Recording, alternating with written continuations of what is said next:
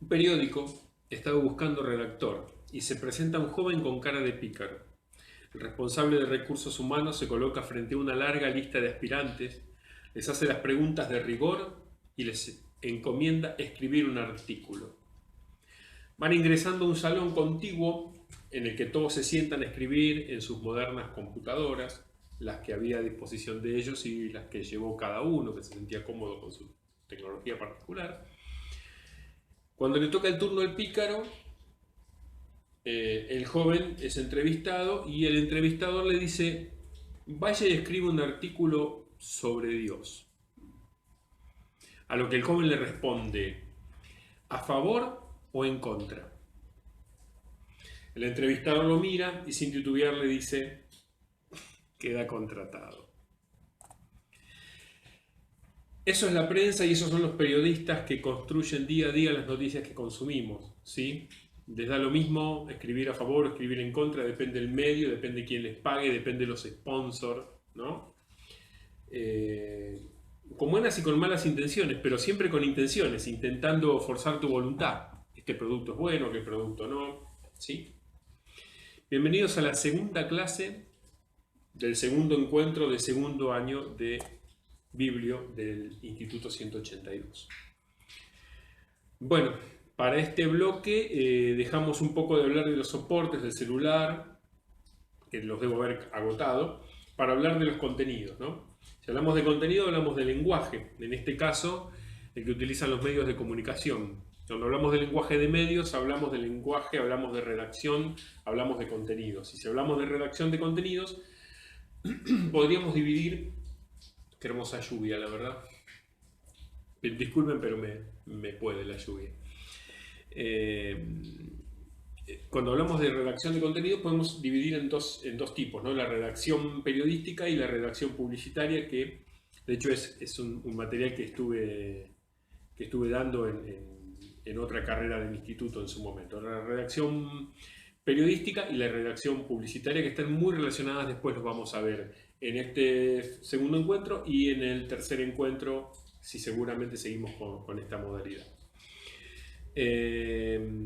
Según entiendo, hay una ligera línea que divide la redacción periodística de la redacción publicitaria, ¿no? Hay mucho de publicidad cuando se producen contenidos periodísticos. Es muy difícil dar una noticia y no opinar de manera subjetiva sobre ella. Todos tenemos nuestro punto de vista, nuestra opinión, ¿no? Periodismo es difundir aquello que alguien no quiere que se sepa. El resto es propaganda. Escribió el periodista Horacio Berbisky en su libro Un mundo sin periodistas allá por el año 2006. ¿Sí? Le repito la frase. Periodismo es difundir aquello que alguien no quiere que se sepa y el resto es propaganda. Perdón. Jonathan Klein, por su parte, director de la CNN, dijo una vez, no me preocupan las 2 millones de personas que se informan con la cadena Fox, con su competencia, con Fox News, sino las 500 millones de personas que se informan por Facebook. En ese momento eran 500 millones de personas los que utilizaban Facebook, hoy la red social la están utilizando 2.000 millones de personas, a pesar de que, ¿se acuerdan la otra vez, la otra clase que yo hablaba, acá encontré el artículo? Facebook perdió 15 millones de usuarios en Estados Unidos en los últimos 2 años. Yo le hablo ahí, no sé si ahí me ven. ¿Sí?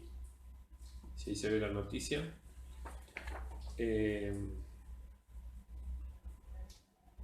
Facebook perdió 15 millones de usuarios, pero claro, tiene 2.000 millones.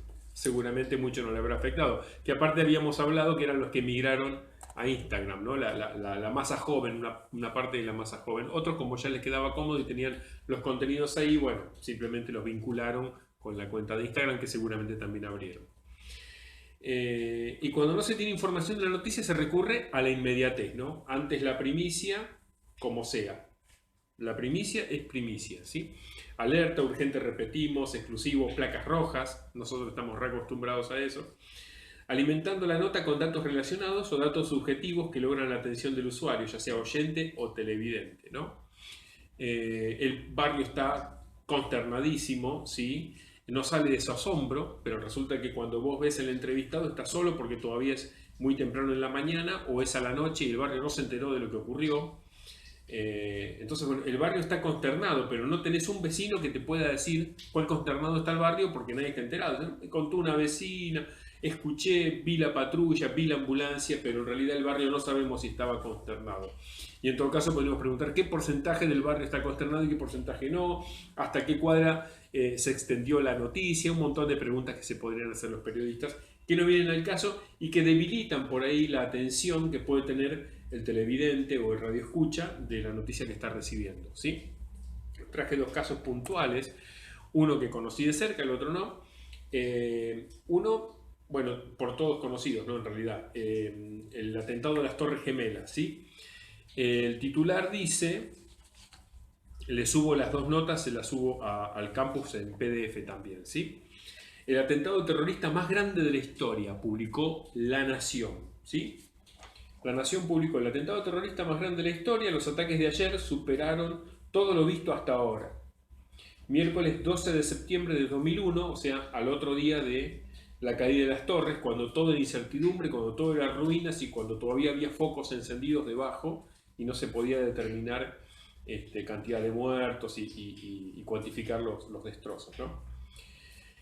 No la voy a leer toda, pero dice Nueva York, desde la ofensiva japonesa contra Pearl Harbor, en el archipiélago de Hawái, los Estados Unidos no sufrieron un ataque masivo de dimensiones tan devastadoras como las que tuvieron los atentados terroristas perpetrados ayer en Nueva York y Washington contra las Torres Gemelas y el Pentágono. El desarrollo dice, el raid japonés de 1941 contra Pearl Harbor llevó a Estados Unidos a participar de la Segunda Guerra Mundial, bla, bla, bla, bla, bla. Otro párrafo dice, ayer sin embargo, el antecedente más recordado por su impresionante similitud fue posiblemente el impacto de un bombardeo bimotor BB-25 contra el piso 79 del Empire State. Después sigue, dice, tras los ataques de ayer, si bien reconocemos que el número de muertos y heridos se estima en una cifra podría y así, y nunca nos dan información sobre las Torres Gemelas, pero tuvieron la primicia, inventaron la primicia de que fue el peor ataque terrorista perpetrado desde Pearl Harbor. Y la nota es de Pearl Harbor, ¿sí? Básicamente. Y después otro que sí conocí muy de cerca, que dice, arranca gigantesco plan de seguridad para recibir a Bush, ¿sí? Esto es en el marco de la cumbre de presidentes, que terminó con el no al ALCA, la cumbre de presidentes en Mar del Plata, allá por el año 2005, recuerdo, que me tocó asistir a cubrir esa actividad.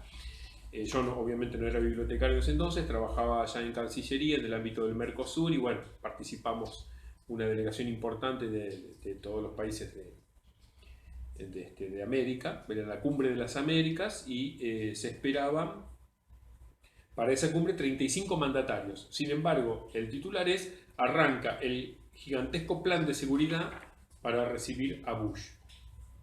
Este gigantesco plan de seguridad no tenía primicia, no tenía mucha información, lo que tenía era lo que se había relevado en los cables, que era la cantidad de gente que venía, se suponía que iba a venir el Air Force One, Bush en ese avión, escoltado por cazas no sé cuánto de la Fuerza Aérea Norteamericana, no sé cuántas lanchas, no sé cuántos SEAL, no sé cuánto personal militar y de seguridad y de la CIA y de Interpol iba a participar.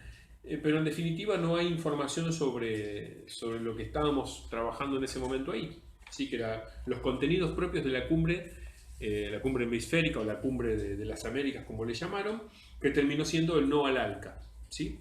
Bueno, esos dos artículos después se los voy a subir.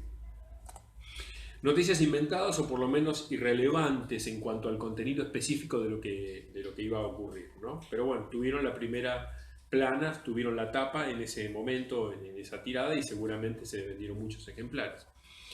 Comprar a los medios no es de ahora, puse acá, ¿no? Para recordar. Otro esfuerzo de superproducción de contenidos. Recuerden que hablamos del surgimiento de los medios en paralelo al surgimiento de las telecomunicaciones, a los avances tecnológicos, a los viajes, al comercio, ¿sí? Y acá les traigo, en este caso, sobre el Risorgimento de Camilo Cavour, del año 1847, que fue un ejemplar que tuvo una tirada era semanal, ¿sí? Giornale quotidiano, stampa política, ¿sí? Un diario, ejemplo de que un medio termina trabajando al servicio del gobierno. ¿sí? Básicamente, en su segunda edición, ¿no? Tengo un breve acá, está en italiano. Como está en italiano, más o menos dice que tuvo una primera serie, dice fondato da Camillo Benso Conte di Cavour e di Cesare Balbo, il primo numero uscì il 15 dicembre 1847 tra la collaborazione de figurazione y después habla de que bueno dall'autunno hasta 1850 y después hay una segunda serie, disculpen la desprolijidad, después hay una segunda serie que va de 1856 a 1857, un año, dice, ¿no? Fue rifundato di Pier Carlo Boggio, o sea, lo refundó Pier Carlo Boggio en 1856.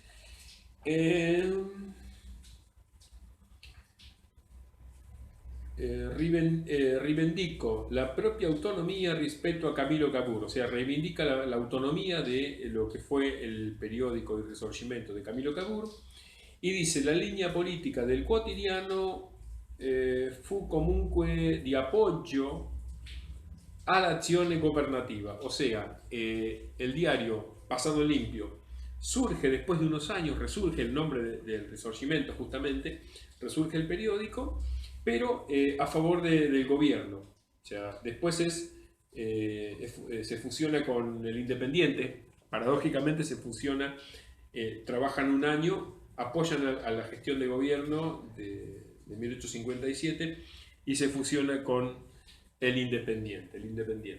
¿Sí? Bueno, hoy tenemos otro ejemplo de cómo los medios mutan, ¿sí? Continúa la línea editorial o no, de acuerdo a los intereses del momento. Pasaron muchas cosas desde la masificación de información en soporte papel hasta nuestros días. Natalia Suazo, acá les recomiendo otro libro, yo les voy recomendando cosas o les voy tirando artículos, ¿no? Natalia Suazo en su libro Los dueños de Internet relata el ascenso de 5 chicos que en los 80 escribían líneas de código en su garage, ¿no? 5 nerds, como decimos ahora, que escribían líneas de código de computadora en su garage. Es la historia de cómo el Club de los 5 llegó a dominar el mundo. El Club de los 5, estamos hablando de Google, Microsoft, Facebook, Apple y Amazon, ¿sí? En este mismo momento, la mitad de las personas del mundo está conectada usando algunos de los servicios de estas 5 empresas, nos dice Natalia en su libro, ¿no? Yo les digo los siguientes nombres, casi como para hacer un ejercicio mental, ¿no? Todos sabemos quiénes son: Bill Gates, Microsoft; Steve Jobs, Apple Macintosh; Jeff Bezos, que por ahí no es muy conocido, pero es el fundador y director ejecutivo de Amazon; Larry Page, que fundó Google junto a Sergey Brin; y Mark Zuckerberg, ¿sí? el genio creador genio para algunos, ¿no? Creador de Facebook y ahora también dueño de Instagram y WhatsApp. Mark Zuckerberg, si bien yo estoy diciendo de estos chicos que escribían líneas de código en su garage, me refiero a los mayores, ¿no? Porque Mark Zuckerberg nació en el 84, así que tendría 4 años en el 80. Recordamos sí a Zuckerberg y el escándalo con la consultora de marketing político Cambridge Analytica, ¿sí? Que utilizó información de Facebook para influir en el resultado de las elecciones generales en Estados Unidos, y eso es de dominio público, no es una opinión mía, ¿no? Él reconoció que utilizó esa información, incluso información nuestra. Hago un paréntesis y vuelvo al tema de las pantallas, las publicidades que no me afectan, las que no me interesan, pero que consumimos todos los días de nuestra vida, ¿no? Y acá les hice un simpático cartelito, ¿sí? Sobre algunas o muchas de las publicidades a las que no le prestamos atención en la vía pública, ¿sí? BBVA Banco Francés. Todos sabemos que es BBVA Banco Francés. Lo que no nos damos cuenta es que tenemos naturalizado decir BBVA. Nosotros no decimos BBVA, ¿sí? Nosotros decimos B larga, B corta, A en todo caso. Pero la V no es nuestra. Claro, llegó la publicidad de afuera y la consumimos como BBVA, Banco Francés. Después, bueno, tenemos, recién decíamos de Amazon, ¿sí? Amazon, que tenía un viejo eslogan que decía: todo lo que necesites de la A a la Z. Y tenía una flechita de la A a la Z. que bueno, la mantiene, que parece una sonrisa, ¿no? Parece una cajita feliz, pero en realidad es, y todos sabemos cuando decimos cajita feliz a qué nos referimos, ¿no? Amazon, todo lo que necesites de la A a la Z. Después tenemos FedEx, que todos sabemos por las películas yankees, los camiones que transportan los paquetes de FedEx o los aviones de FedEx, ¿sí? Pero no todos observamos la flecha que está en el logo de FedEx. No sé si ustedes llegan a observar la flecha. Si no la ven, se las marco, ¿sí? Les marco la flecha de FedEx. Mientras escucho llover en este día hermoso. Ahí tienen la flecha de FedEx. Si no la habían notado, ¿sí? La flecha siempre hacia adelante, ¿no? Y después, bueno, tenemos Apple Macintosh, ¿no? Con todos sus diferentes logos, que acá no lo pueden apreciar porque es una copia blanco y negro, pero bueno, así fue mutando durante los años, durante estas últimas décadas, Apple Macintosh, ¿no? Apple tiene todavía mucho más historia de, bueno, Steve Jobs, un genio, ¿no? Que en su momento dijo, acá hay que o sea, el tipo no era un informático brillante, pero era un creativo, ¿no? Un creativo de la época y dijo, bueno, acá hay que tener en cuenta cuatro ejes para trabajar, la computadora de oficina, ¿sí? La computadora hogareña, la computadora de escritorio básicamente y la computadora portátil. Sobre esas 4 líneas vamos a trabajar y los puso a sus técnicos a trabajar en esas líneas y bueno, fueron desarrollando tecnología, ¿no?